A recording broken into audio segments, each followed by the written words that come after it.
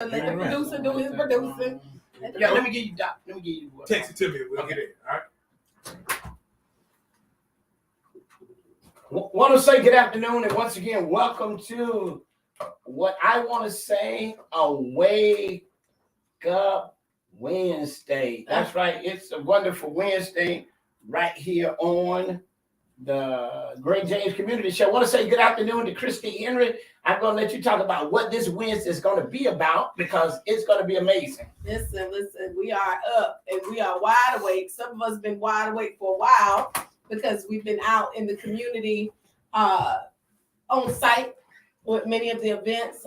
Shout out to Pastor Vendrell and many of the ministers that have been going on site, basically acknowledging through prayer much of the violence, much of the scenes of violence that have been happening in the community. And today's conversation it pretty much takes the tone of how, as systems in a community, do we actually bring solutions to crime, to violence, to issues that affect the safety, affect the security of residents. And it's a big, hot conversation. And while we know it's a conversation, we also want to give due respect and due acknowledgement of families who have been impacted by this recent spree of violence and killings. Because at the end of the day, we can talk about violence, we can talk about guns, we can talk about all the things, but that's somebody's baby, that's somebody's grandchild, that's somebody's nephew, that's somebody's son, that's somebody's daughter, that's somebody's child.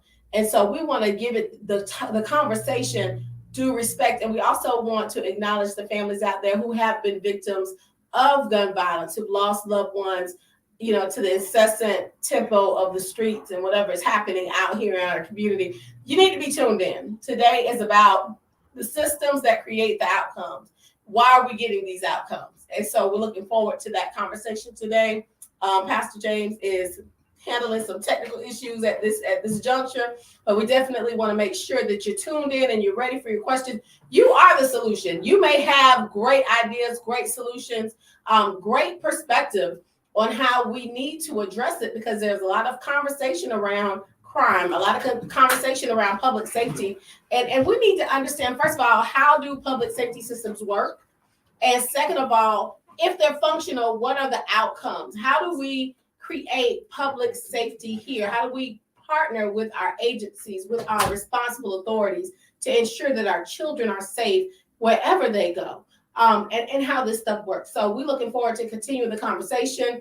We're going to take a quick break here. And when we come back, we'll have Attorney Akbar, one of our SAGE advisors here on the community level. And we look forward to having Mutaki here join us to talk about his work and to talk about his perspective on where do we move forwards with our systems and solutions for crime and violence here in our Tallahassee community. Stay tuned. We'll hit you up shortly.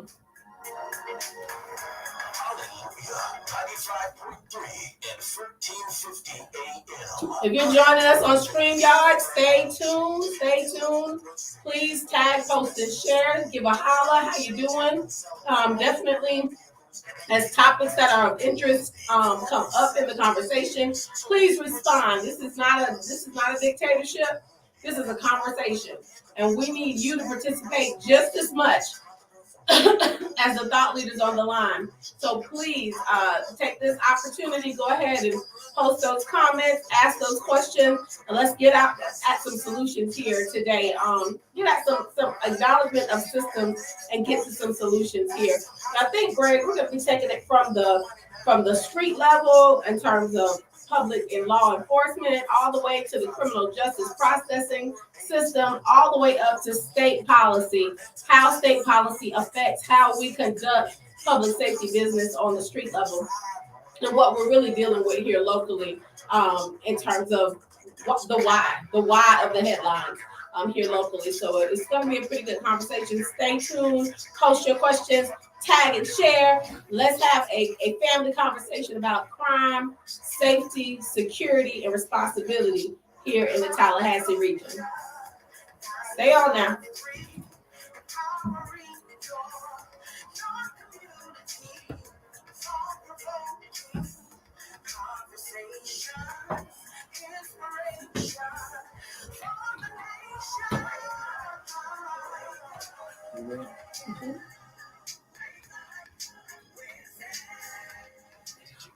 Did you know?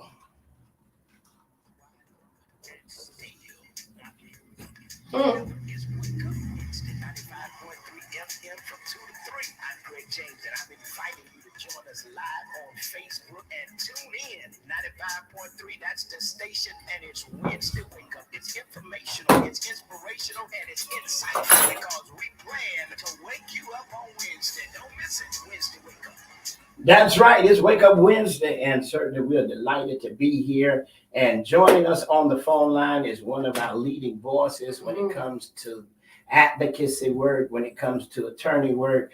Hey, I mean, you just say he's an asset to our community. I want to say good afternoon to Attorney Mataki Akbar. Good afternoon, Pastor. Good afternoon, How you doing? Hey, Counselor, good to hear you. Hey, listen, man, I tell you, it is, I don't know. I want to say it's Wake Up Wednesday, which it is it is Wednesday, but how do we really wake people up when we look at what we're looking at? I mean, where do we start, Doc? I think we just got to start, man. I think for me, and people might go on my page or kind of look to me to say something, just my position with NAACP and just like you said, my advocacy over the years. But this is one thing that I've been very quiet on, and not because I don't care. It's just that I'm kind of at a loss as to what to do. And I think I'm at a loss because it's so complex and things that are so big or seem so big, very small, like kind of approach. But that silence, I think the silence is loud, and I think that we can't just kind of like figure it out. Like, we can't wait to try to figure it out. We gotta try something. We can't wait on the government. We can't wait on law enforcement. I think us as a community have to, get together, stop talking, and start playing and a part of that, I think, is our presence. Being where these kids are, these young adults are, being there, being open, talk to them, communicate, and starting there, and then listen to them to try to figure out ways that we can impact, that group. Well, let me ask you this, and certainly you and I talked about it this morning as you were walking out of the court. I was walking in, and I had an opportunity to be in juvenile court with Judge Tiffany Bashford, who, man, is doing an amazing job as she talked to the children that come before her, the parents, and just listening and looking at some of the things that I saw this morning. Do you feel that these kids, these children now are desensitized to what's going on in the world? I do. I think they're desensitized. That word always has been the chokehold. And because of a lot of things. Because, it's nothing new, but I think music glamorizes it. I think TV glamorizes it. Social media glamorizes it. And for us, when there was like a beef at school, we at least had 12 hours or so to calm down. But now, like, a beef at school turns into a beef online, turns into a beef in the neighborhood, turns into a cell phone call. Like, so it's 24-hour access to beef, which escalates things a lot faster as well. And again, it's glamorized everywhere that you turn. So I think that's a part of the issue. And then speaking of, juvenile court, so when we look at, I guess, like things that we can do ourselves, in the community, I think that is a part of it. Like saying that, like, this is nothing to be glamorized. I have yet to meet a kid that I represented or a person that I represented when I said, look, you're looking at this amount of prison time, that they were not concerned about it. They might not have cried, they might not have broken down, but they were scared. They don't want to go to prison. They don't want to face the consequences. And I don't know why they don't think there are consequences to these types of actions. Like, you take somebody's life, you get life in prison. If you use a gun during a crime, you get a minimum of 10 years. If you shoot somebody and they don't die, you get a minimum of 25 years. I think that needs to be real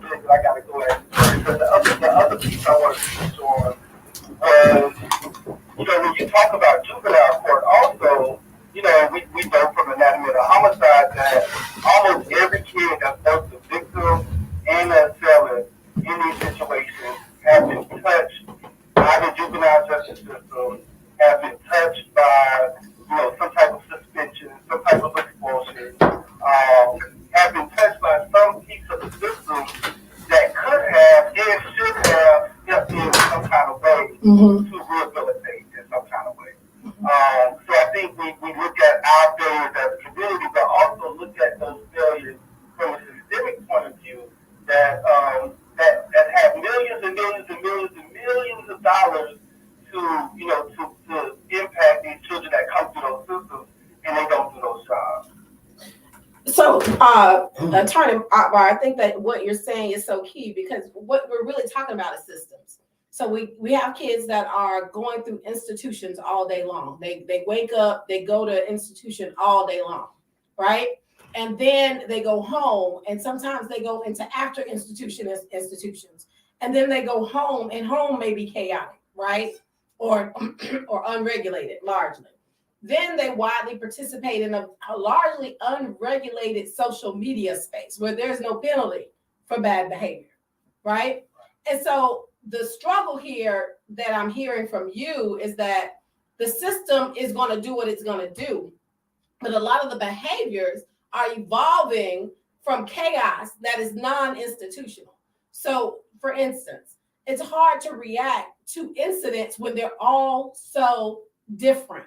Right? They're not in a box. They're not every instance of violence that happens in the community, particularly in our community, they are all different. You can't put them in a box and say, this is this. They're all different situations, different circumstances, ranging from, your regular commerce crime dealing with the stuff to domestic violence, to just your straight jacking. I mean, they're all different things. And it's hard to ascribe action when there are so many realms of manifestation that they're coming from. Is that kind of what you're seeing as well? It is. Like for a few years ago, I think about 10 years ago, I think like our community would say, oh, it's gang violence. Right. When we on the street knew it wasn't, and we knew it was exactly what it is right now. And I think if we would have put a long-term plan together, or the systems would have put a long-term plan together, we might have been able to address it. But like, you're absolutely right. It's not. I think it would be easier if it was gang violence. Mm-hmm. As South Side versus North Side, or West Side versus South Side, or whatever it is. Then we can go to the South Side, we can go to the West Side, we can go to the North Side, and say, hey, let's. This is not working. Let's chill. Even though there are some aspects of that, but as a large part, and I think law enforcement will back this up. Like the individual murders are like stuff that we can't necessarily, predict or interject in on like a short term or on a program level, like as if it was a game to go to the top gang member.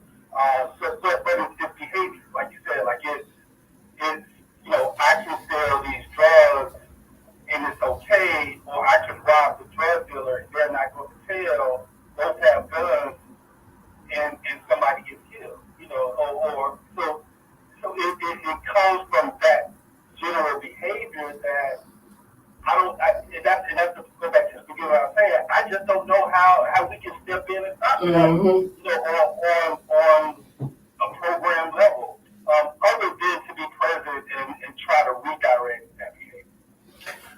Wow, so I know you gotta go, man, but I tell you, we've got to really pull you back in. Mm-hmm. I mean, so that we can really begin to really. I think we got to really challenge our communities, and we got to challenge our city government. We got to challenge our state government. We have to really become voices that challenge what people are doing when it comes to what is needed for us to be able to redirect the change that needs to happen in our community.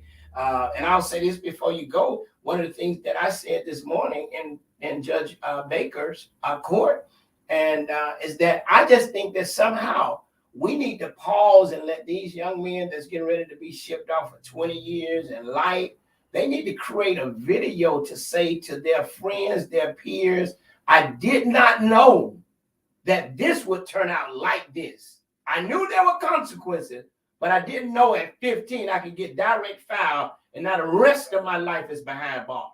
So please take it from me. Don't do what you saw me did. You feel me, attorney?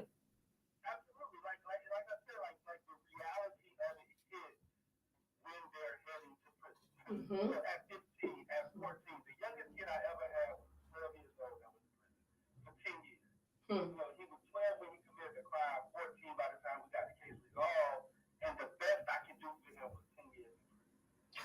but here we have kids now that are being direct found at 14, and they're gonna spend the rest of their life in prison.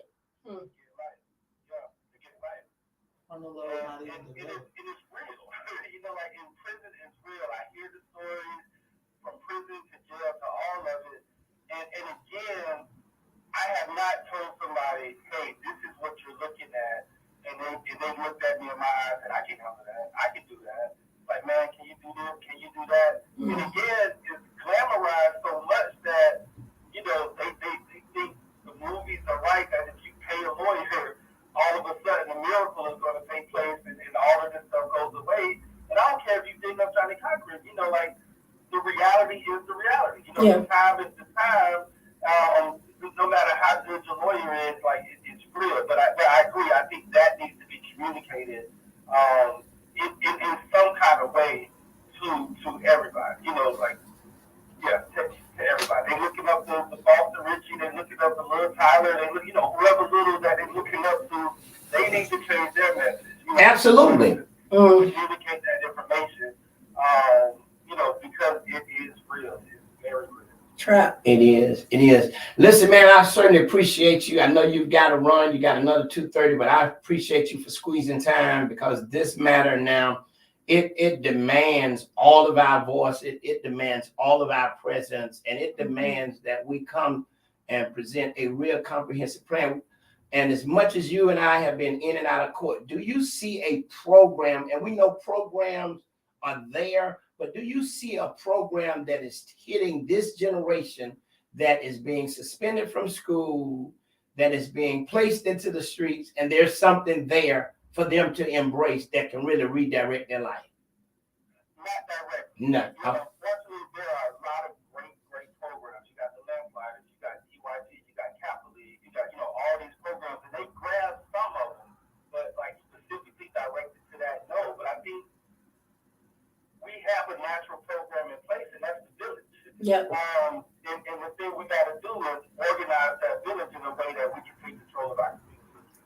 Yep. Wow. That's good. Hey, man, thank you so much for joining us. Look forward to penciling you back in your busy schedule, and look forward to us really being able to sit down and place some demands on the leadership that we have in place, because we cannot keep allowing our communities to be absent of the resources that they need, and to be absent of what we need to do. And we definitely got to get the leaders that represent our cities and our districts to understand we got to get outside of the box in this hour, because what's in the box is not working. We got to get outside of the box and create things that are going to make a difference, that are not methodologically, they haven't proven a track record. So we still ain't have nothing to lose by trying it. We need more than tempo. I agree. You know, we like you said, we got to get to work. So I appreciate you having me on, and I wish I could be on longer. So. But I mean, when you win federal cases and state cases, you know, you're in demand, man. I mean, I'm glad I was able to run into you in the courthouse and you parked for a few minutes and we chatted. All right, God bless you. See you later, Council. Hey, that's Attorney Mataki Akbar. Hey, listen, we're gonna keep the conversation going. Joining us now in the studio. I mean, I don't know, when we showed up last night, Christy, at the scene on Day Street, I didn't know whether I was the captain of the homicide pastoral task force, or I was just a training officer on the ministerial council, because this young lady here, her voice is loud and she's making demands when there is things need to be done. Let's welcome Talithia Edwards to the conversation. Thank you. Listen, glad to have you. I'm glad to be back. And we're talking about systems, Christy and Talithia. And Christy, let's say this. We had just finished having an amazing conversation on Stop the Violence that was birthed. Let me say this. Let me make this clear, because people are thinking that I just created this. No, Stop the Violence conversation that took place at Life Church, that was birthed out of me watching social media, watching a thread where people were sharing their frustration, their concerns about what happened at Leon and Ricker's game. Greg James did not just come up with that. I read what they wrote. I heard it, and then I saw their frustration. Right. And I inboxed a lot of those people I had never met and invited them. That's how that was born. This is an hour where you got to have discernment and vision. You just can't see and not see. I saw and I heard. Right. And what would you experience? Well, let me add to that piece. It was your Bible study night. It was my Bible study It night. was not outside of Yeah. like your church. It was your Bible study night. We want to add that in. And I didn't invite elected Oh, what officials. extra? Right, It wasn't extra. like, okay, It was- And I it didn't was invite, and I didn't invite elected officials because it wasn't an elected official moment. Bible It was study. my Bible study night. It was a night that people expressed their frustration about the game being canceled and how fearful they were. And then you had a veteran teacher who said, I don't even know whether or not I'm getting through when I see kids that I poured into. And I'm wondering, why are they acting like this? Well, you know, the thing I loved about the way you put the outreach out there is you said, "Why are we mad?" Why? You know why? It wasn't a complicated, highfalutin statement. It was why we mad, right? And let's come together and talk through this, right, with folks that know how to listen. And I think in this hour, it's really important to have people that know how to listen because they need to know how to listen. And so I really like the way that you framed it. And so as we're talking about systems, I think people are mad to Lethea because they don't understand systems. They don't understand the how of why these things. It's one thing to understand. Remember back in the day, I know when I came here, you didn't go to certain places because they knew what went down in them places. That's just what went down there, right?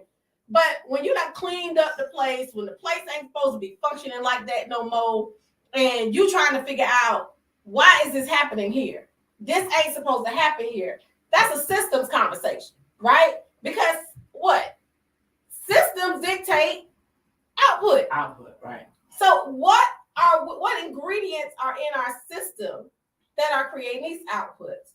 And where is the gap of understanding of residents so that they can understand? Like, for instance, people called me and Greg and said, well, whose responsibility was it to make sure that the game was safe? So I was like, oh, y'all don't know how this works? Y'all don't know who's in control of this? Right? And so I think that might be this might be that hour where we need to talk about the systems. Who's the authority here? How does this work? How does community actually work to create public safety? I'm gonna answer that. So there were two systems at play here. Not one. Not one, two. There were two systems. The Leon County school system, who is in charge of the players and the students that come to view the game, and then our Leon County sheriff system was supposed to be the public servant, the public safety entity with the game. So those are the two systems that were at play. I do not have all the details of where we got down to, but what we see is two systems not communicating, right? So there is a silo that there's an expectation for the school system, and they're coming and hosting the game to operate in one way, and then the law enforcement system to be in place to enforce in one way, right? And those two systems had not communicated prior to that, right? And so everybody, we saw a lot of pointing the fingers. I think y'all saw it. Did y'all see it? Y'all saw the pointing the fingers? That's what happens when systems don't communicate. But so those were the two things that happened. And then a lot of people are left confused, right? Were there enough officers? I heard all these questions. Were there enough officers? Were there policies for students attending the game and all of those things? And honestly, I had not seen a lot of direction about how to attend the game, right? Like, you just assuming this is a really good night. It's a jamboree. It's a kickoff. We hype, right? We love football in this city. And so these are two rivalry high schools playing. You assuming that everything is going to go well. And I'm telling y'all, to watch that night and the chaos and people to be looking and not really knowing what should I do or what should I be doing, and children being trampled on and they don't know what to do. Oh, wow. That was hard. Well, let me ask you this. I got to stop you because I want to input this because, one, we know school is starting back. Yeah. We know prior to school starting back, we know that we have seen so much violence Right. in our community Prior to the football game. prior to the game. Okay. Right. I want to make a. We already know that kids on the north side, kids on the south side, we already know this. Right. Now there's a big game. It's not just a game, it's Ricketts. Right. It's Leon. Right. Mhm. In my mind, do you think that a better system should have been put in place? Definitely. Now, I said this, and I'm not patting myself on the back, but either you can educationally think through things, or because I spent time in prison, I can not only educationally think through it and methodologically think that, I can criminally think through it and say it's going to be a big game. Guess Something what? gonna happen. Something's going to happen. Right. I said that to some people. They said, "Oh no, nothing's going to happen. We, nothing's going to happen. These kids now get together for fun and like an army." Right. Systems. Right. Finished. I just had. I don't think the systems are anticipating the things that are happening, right? Like we are watching, and you could create, Sticky talk just a bit about the ingredients that you put in, right? And so you touched a little bit on it. You can think about the ingredients that's been put in prior to the game, Mhm. ahead of time, the heat. I'm even go scientific for a minute. They say when the heat gets so hot, we start acting up, right? Mhm. We know how hot it was outside. So yes, Greg, I do believe that the system should have been anticipating this.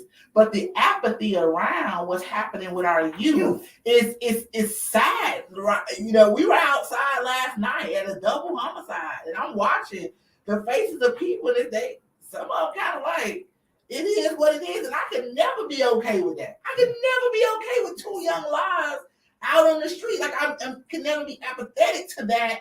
We gotta do something, right? There's always a sense of urgency, and I think that is what we're seeing, a lot of apathy from our systems included, because people are exhausted. They don't know what to do, and so exhaustion doesn't mean that we got to give up and throw up our hands. And that is what we're gonna have to contend with as we, as you said, Greg, get outside of the box and begin to think innovatively about the solutions that we need to come up with. Mhm. I think it's important But let me also ask to you think this about it. before you do this. Uh-huh. Travis Brown said we're talking around the problem. Travis, if you'll put in the chat what you feel that the problem is, we will talk directly to it. Go ahead. I think Christine. thank you for interjecting that. I saw that comment. I think that, so there's pressure here, right? The pressure from us is these are kids, right? Yeah. But there's a global pressure here on this community, like, for lack of a better term, what the hell? We got to figure this out, because we are on a scorecard that says if we have so many incidents per capita, we are going to be rated as one of the most dangerous cities. So there's pressure here, right? How does that impact government's ability to be able to do what it does when the enforcement and law enforcement aspect in acute areas, right? Endemic areas, not pandemic areas, in endemic areas are acting up like this. So we see it from these are kids. Government is seeing this as, oh, we got to calm this mess down. This is going to cause other problems for us if we can't get this contained. But then you have contingents in the community that, you know, for lack of a better term, have had their issues with law enforcement. They say, hey, we don't need to hire more police officers. Hey, we don't need traditional enforcement. Hey, we need to reinvent the wheel, right? And so those are all things colliding in our community, where you have to have traditional approaches with current opportunities, right? But it's all burning in a centrifuge of what we're seeing spilling out on these streets. And that's where we need to talk about the solution. It ain't necessarily all gun accessibility. It ain't necessarily all drugs. It ain't necessarily all this. But the conglomeration of all of that is what we're dealing with these lives being missing. So that's why the systems conversation is so critical right now. Definitely. I totally agree with you. And we also, again, let's go back to Friday night. The systems have to communicate. Yes, Right? They yes. have to. They have to communicate. In us as communities, we're part of that system, right? Even though it's our job to throw in creativity, we don't have the same burden that government has, right? For these, I gotta not get my numbers to this quota so I don't be on that per capita list or whatever. It's the job. I read a book called Love Where You Live, and it talked about resourcing and investing in, and it may not always be capital, but in the people who are closest to the issue, because that's where your problem lies, right? I mean, that's where your solutions lie. Right. And so when you think about that, these systems have to communicate. We are in a governmental town, and everybody do their job and they do it well. I wouldn't argue that. I would say that most of our entities do their job pretty well, but we have a very hard time when it's time to collectively come together and to think collaboratively about a situation that we need to throw the water on. Right, this house right here, gun violence is what's burning, and we have put money. We put money. We got $5 million for the next $1 million for the next 5 years, but have we put it in the right places? And have we thought outside of those boxes? And I don't think we have. It isn't enough. Right. Absolutely. And what we look at is, when we talk about systems, and I think both of you all have been around this conversation so long till I'm sure at times you're frustrated because you see systems are broken, and rather than fixing the systems, they continually add more pressure to a broken system that is constantly spilling over and it's impacting people's lives. And here we are just last evening, here we are at Day Street. There are about 5 of us in ministry that are there. I mean, we get the message, we show up, and we have a responsibility while we're there to calm people who are not able to speak to law enforcement, who got questions, who family members are laying in the street, right, and nobody's saying nothing. So we have to be there to say, hey, we with you. I know you got a lot of questions, and we're going to work on those questions for you. Why? Because a system is in place that is not working, but we're trying to intervene. But yet, the creativity that we have to help you with the system, you're wondering, where's that going to work? Hell, it worked with us calming folk down last night. It's been working with us calming folk down for the last 8 months. Right. And don't negate how we felt, Greg. Oh right? My God. Like, don't negate those of us who showed up, how we felt when we got there. I mean, I don't even think I had no feelings. I know, you just kept rubbing your head. I couldn't believe it. You're talking about a young man being pulled out of a car. You're talking about another young man laying in the street. With his family watching. And nobody's there. And thank God for Talithia, who said, hey, y'all got to move, because we were just stuck. We couldn't believe it. So there's a lot of conversation around trauma-informed everything, right? Trauma-informed lattes, trauma-informed pound cake, trauma-informed, all right? And I don't mean to be like flip and trauma-informed smoothies, trauma-informed everything, right? And so I think what has to happen, and it's well-meaning, I don't mean to make light of it. I just, audience, please don't charge it to my heart. I'm gonna get a little bit into critique right now. I'm just gonna give you a demarcation so you can see when I leave off and come back. At this juncture, I think that the ministerial community is responding reactively. Government is unfortunately having to respond reactively.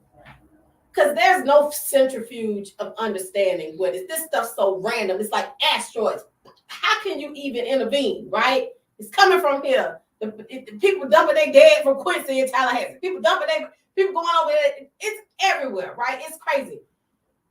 Where do we see the leadership?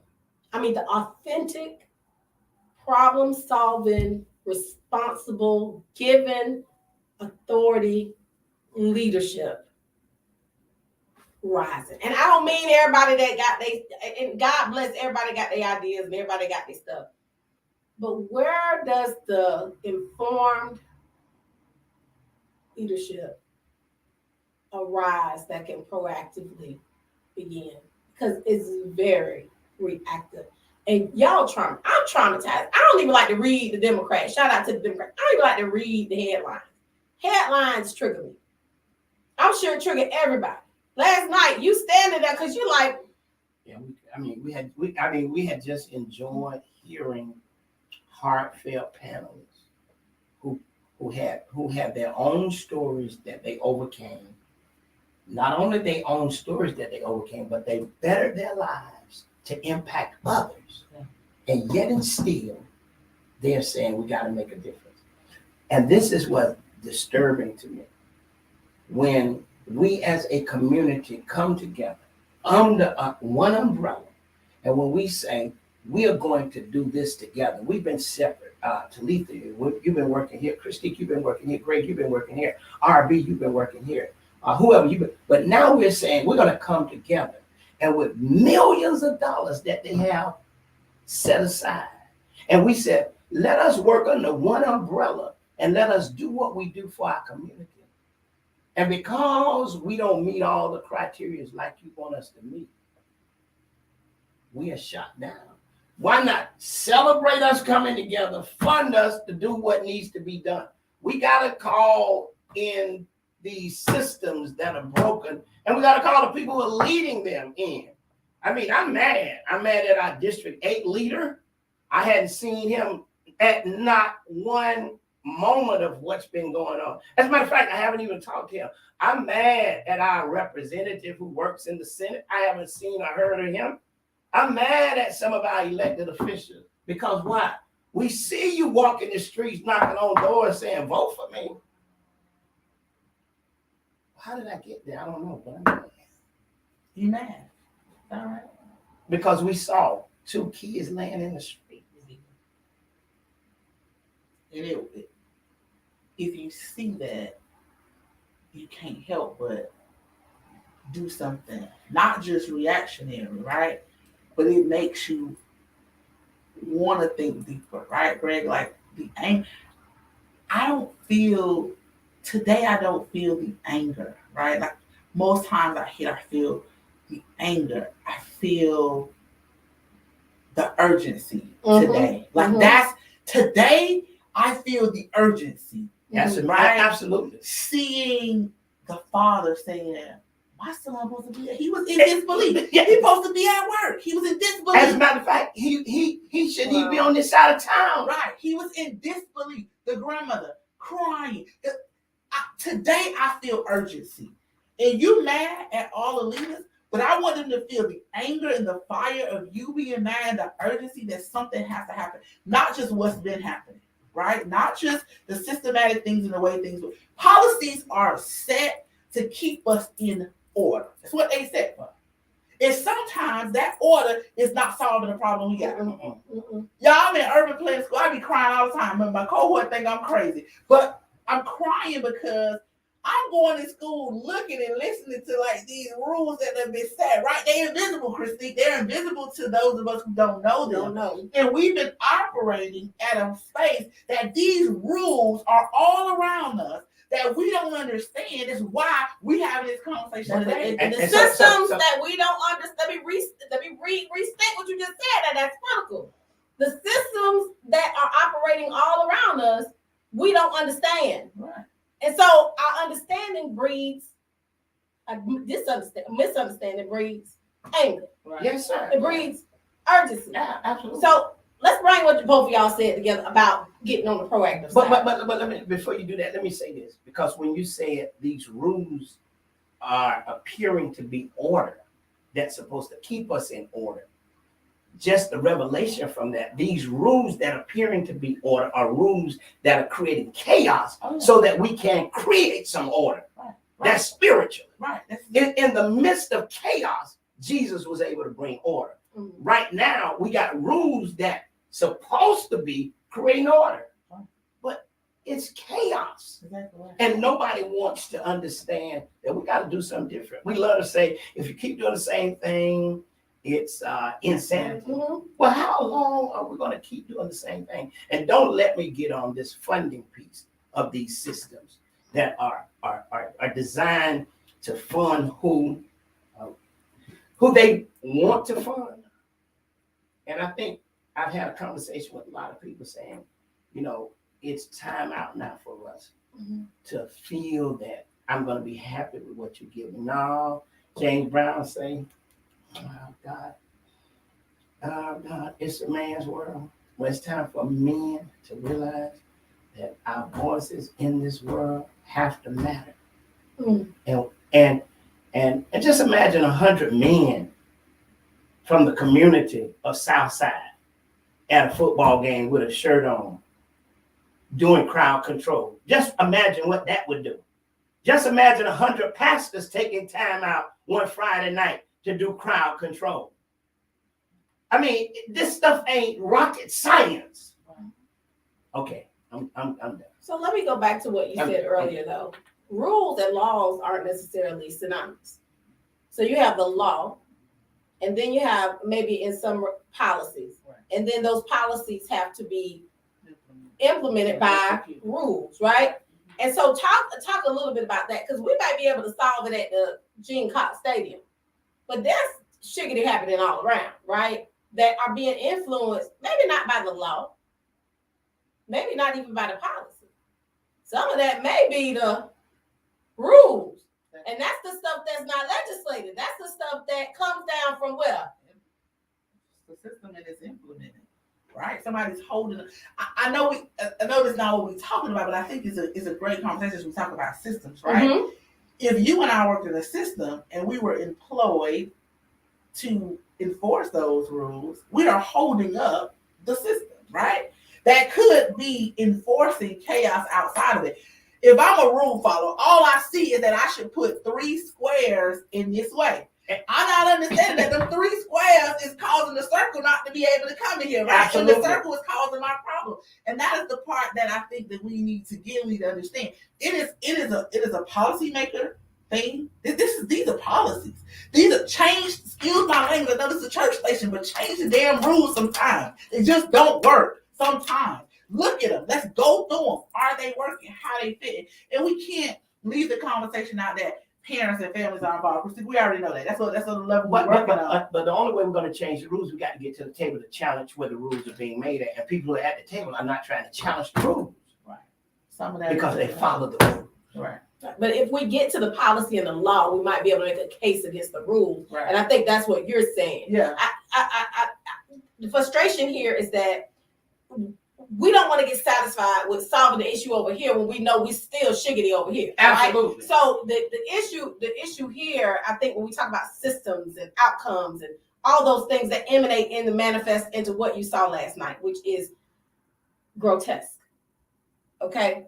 Yeah. Which is demeaning to you and demoralizing to the community as a whole, right? Because that family will never be the same. Right. That family will never be the same. By seeing, it's one thing to see something yourself. It's another thing to just hear about it and then you see them in the casket. That's right. You get what I'm saying? You'll never be the same. And what we're dealing with is the demoralization. I think our public policy makers may keenly understand this, but sometimes you have to we were in a meeting the other day and I kept getting upset because I kept hearing it come from the person where they kept saying they and them and these. And I'm like, no, they are ours and we and us. And so I think that's where the community response is so key, and community activation is so essential. So when we talk about solutions to the systemic issue, I think we have to start there. Taki said earlier about the village. What does that mean when he say activating the village? We do neighborhood work, but what does that mean when he say we got a natural solution, and that's the village? I think it's what Greg said, and I'm gonna say something and tell me if I'm wrong, Greg. In your frustration, is you're saying trust us. What you doing ain't working already, right? Am I not? Absolutely. Am I right? Absolutely. Trust us, because my grandma would say nothing beats a favor but a try, right? Absolutely. So we trying this way, which is system and your rules, ain't really working. Trust us to do something. It can't be more or less than the results than we already getting, right? Absolutely. And that is the piece that we have to find some champion, and it is those that are in the system, to say we gonna give it a try. We got $500,000 out for RFP right now, and somebody probably gonna inbox me and shoot me for this. But is there an opportunity there to take some of that money to say trust us and let's try something outside of this system? And I don't know what that is, so I ain't advocating either way. But I'm saying we have opportunity. Can we take advantage of opportunity in space and resource to do something that is contrary, not in a negative way, but contrary based on systems, rules, and policies, and do it a little bit different to see? And we got to start somewhere, because I agree with you. We got this little piece, and we can deal with that. We got all this, and we really want to heal all of it. But I think sometimes you say, God say, prove me, try me, prove me, right?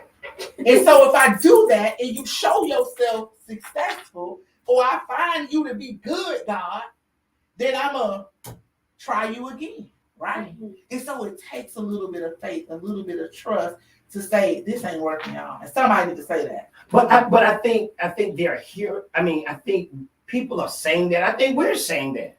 And I think that we're wise enough to know that when we say trust us, that don't mean trust me to have all of this, but that means trust me to bring all of the people to the table so that we can have the adequate resources that we need to do what we need to do. And everybody who's in this trust factor understands, Talithia, I'm trusting you to do what needs to be done in neighborhood.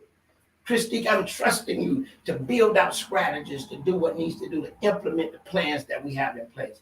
RB, I'm trusting you to pull together what we need to have in place. Harold, I'm trusting you. Whoever these community workers are, Shay, I'm trusting you. Whatever that, we're at the table saying, you give Johnny Blue $3 million, but you want to give us $150, not $1,000, and said, take 2 fish and 5 loaves of bread and feed a multitude. Y'all believe? So take the little. It's time now for us to get the resources that we need. And like you say, somebody said here, and I want to address a few of these. Somebody say, Lisa Ward, what about creating a community forum for the youth to speak and let them speak and voice what they're feeling, get the community leaders, law enforcement together? And I think that's a great idea, but here's the question. The youth that we're trying to get, Ain't gonna they ain't come. Ain't gonna come. We've done that. And we've done it. And we, but here's the thing, how do we activate the village? So I think, first of all, you got to know who the village is. I think that there's a community of folks that like to keep calling on the Christiques, the Talithias, the Gregs. But guess what? There are folks out there that got way more street cred than we got. Right. And them kids will come. You know, I can think of 9 of them right now who could bring people, who bring them to me. Right. And they are the ones connected to the ones that we are trying to reach. You know, I think people talk about white saviorism, but there's some black saviorism around here. Okay, can I have a real minute? Well, before you have a real minute, I want to say this because we got a question, and Miss Lenitra has paused from WCTV. so she want to say, she said, that's what I want to know. Why are the kids feeling the way they're feeling? Why are some of them doing what they're doing? Why do they feel the way they feel? What would they like to see? How can we help? And I think it goes back to you, Christique, and I think it says that in the village, we got in the village those trusted voices that will be able to get those kids who are feeling what they're feeling. And I'm gonna let you say this because at the forum we had a teacher to tell us that these kids, they're not gonna talk to their parents. No, their parents aren't there. Mm-hmm. they'll talk to people who care. And this teacher, and I've been praying for her because you can feel the pain. She told us some stories. Yeah, I live with a teacher. They tell those teachers all type of things, and the parents. We could give them a bad rap both ways, and I thank God for teachers who are available and who are there to listen. And I also know that the teachers run a fine line of running interference and trying to help. But Anitra asks, how are the kids feeling? These kids are mad. They're sad. They are Indifferent. right. Like a lot of apathy, right? Oh, yeah, like they're very indifferent. because we have left them to their own devices and they don't know how to process it. And COVID didn't make it no better. I'm talking about, I don't care what kind of home you got. COVID didn't make it no better. We were all trying to survive and trying to know how to live with your family in the house all day long. But that teacher, she touched on so many things, and you could hear her heart in saying that I don't know what to do. Am I making a difference, right? And believe it or not, just showing up every day makes a difference. That really is. Not too many people can do what me and Christine has done and take kids in our house. Not too many people can do that because they're raising their own families. But being available and being there to hear what these kids are saying. And I honestly, y'all, me and Harold, I got 8 children. How many times I called you to say, could you talk to one of mine? Because guess what? I believe that activating the village is pulling on the strengths of other people. Sometimes they need to hear a voice outside of ours, right? Mm-hmm. Another thing, and I'll add this, I heard a man say, you can spoil a child to corruption. That thing got me. Last night? Not last night. This was another forum we was in. You can spoil them to corruption. And that thing stuck with me because what have we been trying to do as parents? Give our kids more than what we've had.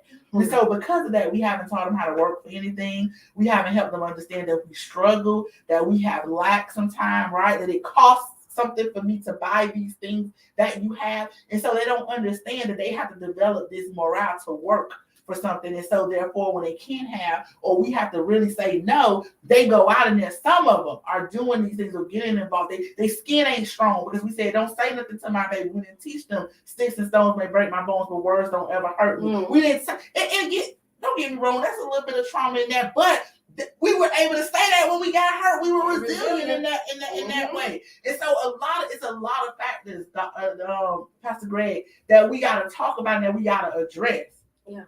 Yeah. And you know, we talked a lot to youth, which is why I brought up Black saviorism. The thing that we don't want to do is have a bunch of groups that they think they the ones the kids got to go to, right? Because that's an unnecessary pressure. And at some point, kids are going to just tell you what they want, what you want to hear. I mean, I'll be honest with you. It's a lot of kids that go to some of the great, wonderful events that we hold for youth, and they go there and they say exactly what you want to hear, and they go home and they do the same stuff they've been doing. You get what I'm saying? And so I think when he talked about the village is the enduring concept, right? It ain't we gonna make us a village, we gonna build us a village. Hell, the village already here. It's already right. Activate the village in place. We're trying to build your own village and or build your own thing and reinforce the siloism that already is creating the issues, right? Because now I got to support this thing because these people that I like doing it. Instead of me, like I always do, say, hey, I don't do that, but go talk to this person. Oh, I don't do that. Right. Go talk. We're not submissive enough to each other. We don't respect each other. How the hell we expect kids to respect us and we don't respect each other? And you know, it's simple. I mean, that's on radio. And I think Lord forgive me. And I think you said it really real that we don't respect each other. So how do we expect kids to respect? How do we expect? Let's look at the church, and we got about 3 minutes left. Let's look at the church. That's all we got in our community, right? In your area, 23, right? In a matter of 2 blocks, and they don't even work together. So what happens if 23 churches unified and said, we're going to take back our village? We're activating the body of Christ. We're activating faith leaders. We're activating OGs in our community who are doing a lot. When it comes to things over in the Walker Ford area, 4 or 5 men can say, hey, we're meeting up at the park. We're going to feed. We're going to have fun. And thousands of people are showing up. Let's activate that energy in a different way to say, listen, we want to meet with y'all. We want to talk about how can you bring 500 people together and let's hear what they are feeling. How can you activate that and let's have a real sit down overnight event and just talk things out? But you got to activate the people who has influence. I can't carry a gun, but I carry a lot of influence. These OGs do, and sometimes in situations that's more greater. So we got to learn how. Oh God. Okay, I'm done. But there was a question asked about gangs. I don't really think we have really gangs. I think we have groups, the North Side group, this group, that group. So there is not what I would call gangs that are behind murders in this city. I think that they're just group rivals because last evening we heard one of the families say that he shouldn't have been on the North Side. He don't even come to the North Side. Okay. So to the Facebook caller, they're not gangs, they're groups that are happening, and I think that we've got to do a better job. Listen, I think this has been a great show, and I'm grateful for the platform that we have here, and the reason I'm grateful is because I don't think we have to make excuses for what we say, how we say it. I think we've got a platform that we can just speak truth to power as we hear it and as we see it. And we don't have to second guess, am I going to be taken off the air because I said hell, Well, it's frustration. It's frustration. It's frustration. And I think that we can celebrate the ownership of the station that gives us the space to really talk to our community. And sometimes we just got to talk. And we got to talk out the frustration that we're feeling. Because last night, I think we were there at almost 3:00 in the morning. Yeah. Not because I wanted to be there, but because I saw the need for us to be there when you have a young man who just graduated in May. And then you have another young man who's right at 18 years. So you have two young people who've lost their lives. I just talked with the family of the other young man this morning. They're planning to say, how do we engage? How do we do a stop the violence around it? How do we get involved? And here's what I want to say to all of you who are listening. And y'all may help me say this a little bit better. We're so comfortable saying it's not at my door. I'm good. But then when it hits your door, You want to activate. You got to be activated. let's activate now. Proactive. I've been saying we're going to launch Project 500. 500 men. 500 men in 4 of our high crime areas with a presence, with a voice, shifts the village from being vicious. I was so happy last night. That the men that were there last night for the conversation. You saw it? Oh, yeah, I did. The men that were there, they weren't dressed up. They had on their shorts. They had on their hats turned backwards. But they were saying, I'm here because I want to be activated. Yeah. Those are who's going to turn it around. No. That's who's going to turn it around. That's an untapped population. That's the untapped village, right? That is who we have to activate. Those who've been waiting to say, put me in, coach. Put me in, coach. Put them in. Activate them. Let them go talk to these families, these mamas that don't know what. That mama last night. Oh my God, did you hear her? Yes. Our boys have played sports together since they were little. Pee-wee ball. It's so for her to be so candid. Most people run in shame when things like that happen, but I was so proud that she spoke out because you know what? She didn't work hard for her kids. She got 2 shining examples ahead of the one who, she didn't give up on him, right? Because she been producing with these older 2. But she's been reaching out for help. Right. There's been no help. There's been no help. People get tired and they give up on these kids. And sometimes you just gotta hold it. Come on with me. We going to the grocery store. Come on with me. We're gonna fold clothes. It's just being there.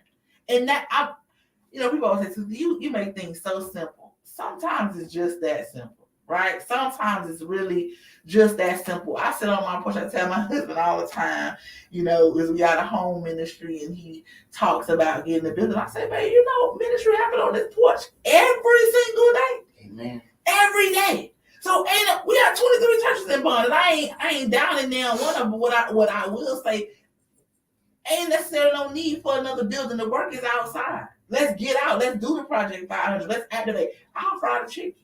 Let's do it. Right. Let's do it. Hey, we're gonna do it. Listen, I tell you what, sometimes, you know, in the midst of all the rules, the chaos, God is saying, I'm calling on you now to set order. And I think that we're in a moment, we're in a time whereby this is a season for us to move forward and do what needs to be done. Listen, we out of time, and with the last 30 seconds that I have, Talithia, it was always great to have you joining us. Always great to have you doing what you're doing. Not for you, but you're doing it because there's a love that you have for the work. There's a love for the people. And there's no price, Christique, that people could pay for the work that we do and so many other people are doing. And I think that once God is able to bring all of us together with the same mind, I think then the people in city government and state government will say what God did. Hey, listen, if I don't confuse the language, they're going to redevelop everything that we're going to put in place. Because when they made up their mind that they was going to build the Tower of Babel, everybody got on one accord. And they began to accomplish. And it shocked God to the point that he said, wait a minute, they're going to do it. I believe that if we get everybody together, City Hall, the school office, administrative office, the state government will look through the windows and say, wait a minute. They redirecting how school is being done. They changing how law enforcement is working with the community. Wait a minute, things are shifting because we got a mind to work. With that, last 30 seconds, what would you say to the 15,000 that are listening? I would just say, feel the urgency in the moment. Let us not be reactive, as Christique said, but be more proactive and figuring out where our pieces in it, right? In the book, Why We Can't Wait, Martin Luther King talked about figuring out where your role is. So where is your role? And that may be, we may never hear your name, but become activated in your position, in your place to make the change you can in your space. Wow. Christique, wake up the conscience. Yeah, I just, my prayers for unity. I'm gonna stop cussing. But my prayer is for unity. Peter was a cusser now. What's it? No, I need to stop because some mother gonna pull my coattail. But we need unity. If there's ever a time when unity was necessary, but the folks that are work, they're not wanting to be a part of the division. And so there's got to be a place set for unity so that people who want to work and want to have a unifying spirit have somewhere to come. And that's where your untapped folks are. That's where you're going to get your long-term consistency. I get government. They want to see consistency. They don't want to put money in places that are not going to utilize them in a way that benefits the tax base. I get that. But it's on us. It's our hour. It's your hour. And I talk about this all the time. I'm so grateful for the men that do step up in our community. Now let's step together. Yeah. Wow. Hey, listen, this has been an amazing show. And once again, this is how God orchestrates. We had a show planned. We had to put that on the file because what was happening in our community was far more important than what we had planned. And whenever you follow the steps of God, you're going to always touch the hearts of people. It's been the Greg James Community Show, and we're going to say, hey, let's do this together. Well, let's activate the village. You be blessed and have an amazing day. Hallelujah. 95.3 FM. WTAL and W237. Well, listen, I pray that this was a great show, and I pray that your life was blessed. And listen, you ought to hear, it's our frustration, it's our love for what we do. Everybody don't have a love and a passion for the community like the three people you see here. There are so many who do, and we're going to bring all us to the table, and we're going to make the change that needs to happen. All right. Anything. Love y'all.